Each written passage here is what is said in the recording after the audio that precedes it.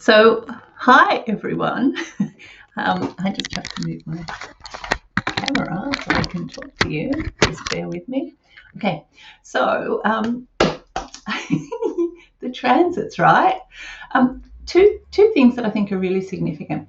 One is this channel here is all about, partly about completing emotional cycles and partly about having new experiences. Now, one of the reasons that humans have such amazing brains is because we love novelty, we love exploring, we love really checking out new things.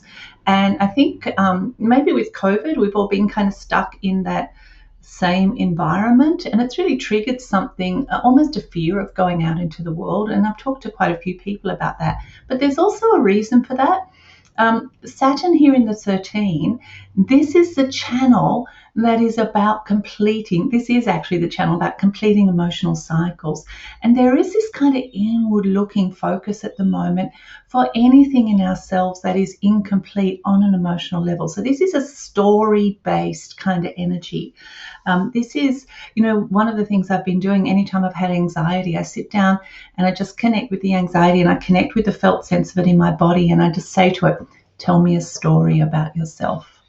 And this is a way of connecting with these aspects of self that we're used to pushing down, because we really do live in a very logical culture that expects us to be able to create a logical, cohesive kind of narrative. But often these stories are not particularly logical or cohesive, rational, all those kinds of things. So just, this is just a hint. This is how I'm working with it. Tell me a story. Now, what I haven't actually marked in, but what is here is Chiron in the 21. And so we have this, what you could call ego manifester energy. I think it's not the best name, but if we add Chiron and we've got this heart center to the throat at the moment, a lot of people with the heart center defined because of the Chiron in the 21 are finding that their motivation is kind of dropping away. Now, Chiron in the 21 works directly with this gate here, the sacred well of consciousness, and particularly the feminine aspect. The well, it's water, right? It's the stagnant flow of emotional energy in our human body and how we can get that moving again.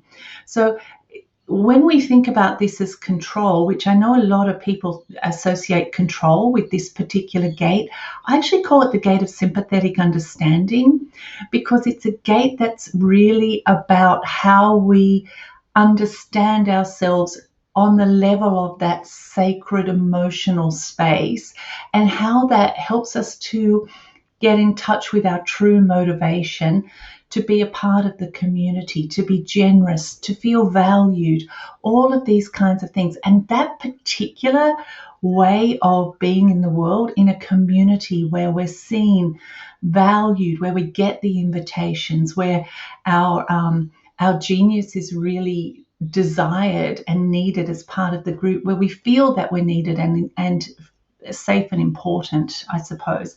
All of those things are being brought up by Chiron. So if you're really struggling to find your motivation to get out in the world, or you feel fear about, what's going on, chaos, etc., we've got Mars down here triggering Aries, which is all about chaos and disruption.